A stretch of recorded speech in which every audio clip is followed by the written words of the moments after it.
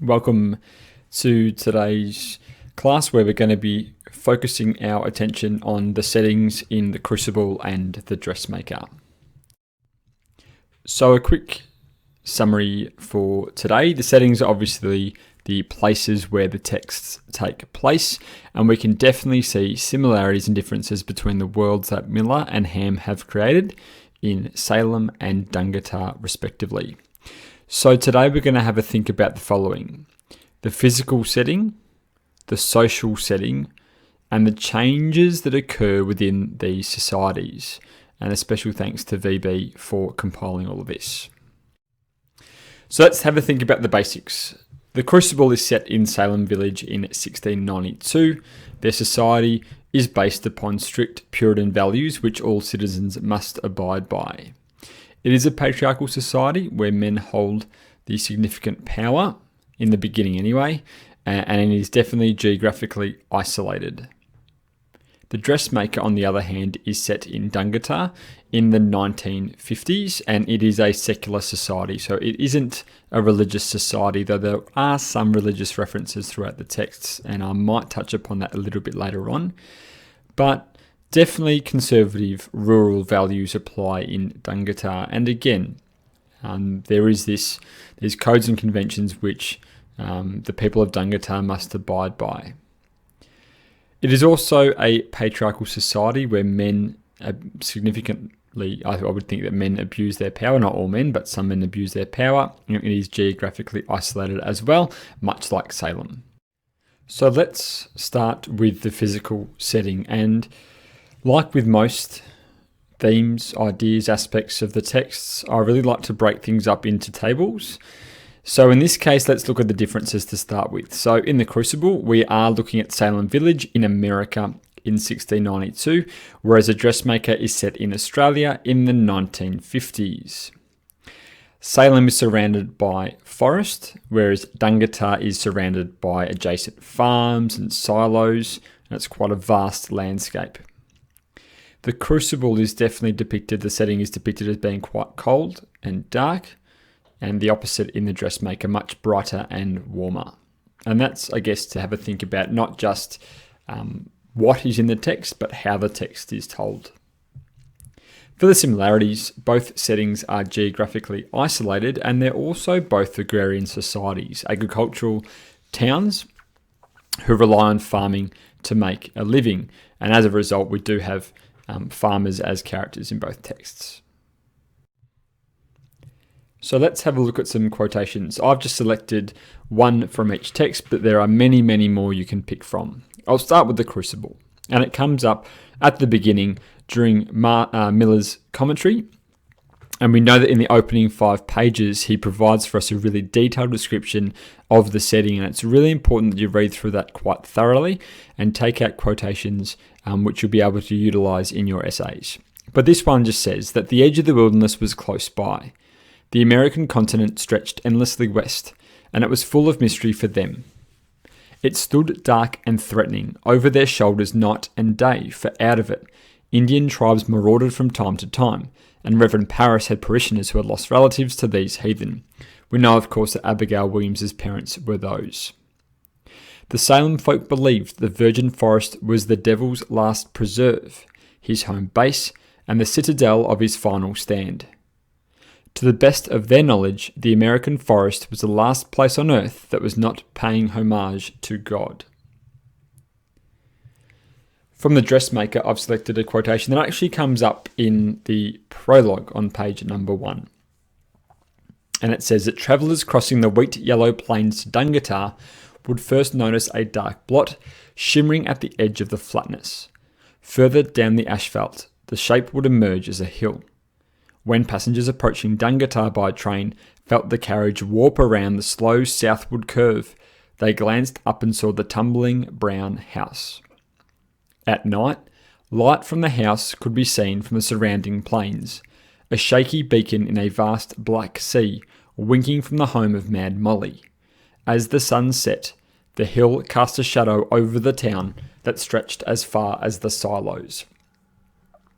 So, in the Crucible, when we're looking at the geographic landscape of the Crucible, the forest is nearby. It is not just a place that represents darkness, that represents evil. It's also the place where the girls go to dance to try and escape the strict and somber, or even I would say the suffocating values of Salem. With that quote from a dressmaker, I'm looking at quotations like, the edge of flatness, the silos, the wheat yellow plains, to showcase the vast landscape that surrounds Dungatar. And we know that very few people visit the town, making it quite insular, but also this idea that the house up on the hill where Mad Molly and then later on where Tilly live casts a shadow over the town. And that obviously has two meanings there. It's not just the literal shadow it's casting over the town from their position up high. It's also obviously the suspicion and the darkness that is within the town, that is internalized through the citizens and the way that they treat Molly and Tilly as outsiders. So, as always, whenever we study an idea or a theme, it's really important to have a go at writing a paragraph based on it. We've got a sample paragraph here from VB, which focuses just on the differences between the physical settings in the texts. Obviously, in your own paragraphs, you want to talk about both similarities and differences in order to create a really strong and detailed essay. But here we're just going to focus on the differences, and you'll notice that quotations have been well embedded here and that they have been explained to showcase the physical differences between Salem and Dungatar. So while both Salem and Dungatar are isolated communities, there are stark differences in the way their populations feel about the surrounding landscape and the manner in which they are described. Salem's neighbouring forest is seen as the devil's last preserve, where abominations are done. To some, it represents the edge of the Puritans' conquest and rule, while to others, it is a place to escape the suffocating repression of town life, a place to dance and reveal secret desires. Either way, a place which threatens the community of Salem. Contrastingly, Dungatar is encircled by golden seas of wheat, which offer sustenance and provide a living for the people. The cycle of farming is familiar, a map to those in the town, a reliable reassurance rather than an unknown menace. You'll notice that the similarities are mentioned at the beginning as well, the idea that they're both isolated communities, but the difference is that surrounding landscape. And again, if you were to create this into, say, a paragraph for an essay, you would touch upon that idea of an isolated community, how they share that similarity, and go into a little bit of detail there. Please be mindful that with your comparative essay paragraphs, they are going to be quite long, so it's really important, as is the case in this text, that your examples don't take up too much of your space. Remember, analysing is more important than summarising. Your examiners, your markers, are going to know these texts inside out, so don't feel you have to spend too long explaining it. This is a really good example of bringing in your evidence really quickly, but really making sure you're focusing on your explanation and your analysis of the texts. So let's have a think now at the social setting. And you'll see here that the differences list is much shorter than the similarities. What I will say is these lists are simply a snapshot. You can have far more breadth and depth and detail in your lists, but this is just simply, I guess, a bit of a snapshot of the texts. And for the differences, I've just put the fact that the Crucible at Salem, their town is based on Puritan beliefs and religious doctrine, whereas for the Dressmaker, it is a secular town or a non-religious town. For the similarities, characters hold these conservative values in both towns. That's pretty evident. While the fashion becomes quite progressive in the Dressmaker, their beliefs, particularly around things like marriage and sex, are definitely conservative. Outsiders and outcasts are looked down upon by the majority of society in both texts, and that links into this idea that there is a clear disparity between those with power and those who don't have power within both texts. So those with power will often abuse it, and those without power are quite vulnerable and the first who get targeted. There is also clear class systems in both towns. Those who hold the most power, either it is a position or it is wealth that ensures they are in the upper class, while for the lower class, not only are they sort of the poorer people in the texts, but they also hold little to no power. It's also interesting to note that there is internal conflict within both texts, and this is something you can definitely explore in a little bit more detail, particularly in the Crucible, where they really saw the forest and Satan and the devil as being a real threat, yet really it is themselves who end up being the biggest threat, not only to their way of life, but their community in general. Similar in The Dressmaker. It is really an implosion, and it is the play that is a catalyst for that. And also, I guess, to a real extent, it's the way they band together and treat Tilly. And we see that firsthand through Evan Pettyman and Beulah at the ball when they physically and verbally abuse Tilly. All right, so let's have a look at some quotations for the social setting. We'll start with the Crucible, and the first one from Arthur Miller, which says, "This predilection for minding other people's business was time-honoured among the people of Salem, and it undoubtedly created many of the suspicions which were to feed the coming madness." This idea that the gossiping and the rumour ended up, being a catalyst for the witch trials. And the second quote comes from Ann Putnam, a really good one. I made sure that you underlined and highlighted this one last term, but the idea that there are wheels within wheels in this village and fires within fires, and I love the imagery of the fire, particularly as it's quite pertinent with the Dressmaker. Speaking of the Dressmaker, we've got two quotes here as well. The first part of the first one comes from Irma Almanac, when she says that Percival says God is responsible for everything, and the fact that she used to have a lot of falls, which left her with a black eye or a cut lip. And over the years, as her husband ground to a stiff and shuffling old man, her injuries ceased. And this idea that not only is she acknowledged the fact that Irma is physically abused by her husband, that it sort of goes a little bit unnoticed by the town, but also the hypocritical way that Mr. Almanac deals with his wife, someone who is a pharmacist that has access to all these medicines, yet he refuses to give any to his wife, who really does need it. The other reason why I like this quotation is a reference to God. We know that Percival, Mr. Almanac, references God a couple of times, and sins too. And while religion is really, and Christianity particularly, is quite pertinent within the Crucible, it does come up a little bit in the Dressmaker, and it's definitely worth looking at. Not just Mr. Almanac. The other one I would look at is Sergeant Farrett, who represents, I guess, the legal power within the town. But after Teddy's death, it's quoted that he delivers a sermon of sorts, which he delivers to his flock. So there's religious connotations there as well, and definitely something that you could look at in a little bit more detail. The other quotation comes from Molly. It's another one again that I've asked you to underline a number of times, but one that links in really nicely with those two quotations from the Crucible. And it's from Molly. And she says that everybody knows everything about everyone, but no one tittle-tattles because then someone else will tell on them. And this is a great quote to describe that social contract that's quite binding, really, that, yeah, everyone does know everything about everyone, but no one actually says it because then all of a sudden there'll be a complete breakdown and they'll dob on you.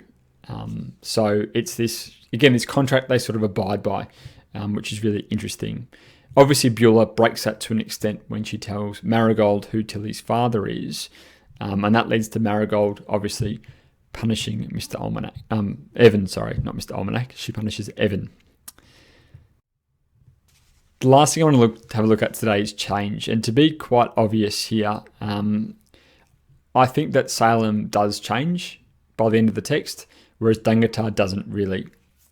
But to have a look at the differences, in the Crucible, it's the social hierarchy that's destroyed, whereas in the Dressmaker, it's physically destroyed by a fire.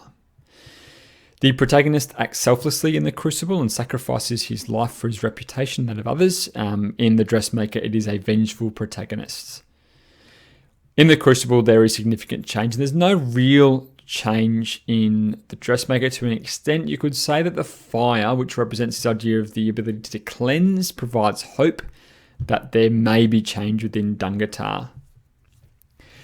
The similarities, I guess, are the fact that there is justice delivered towards the antagonists to an extent, and obviously the irony and the ironic justice that is delivered to many of the characters. That is really clear in both. I know I've mentioned it a million times in the last 2 months, but irony is prevalent within both texts, and something that I will definitely be looking to add into my essay somewhere along the way.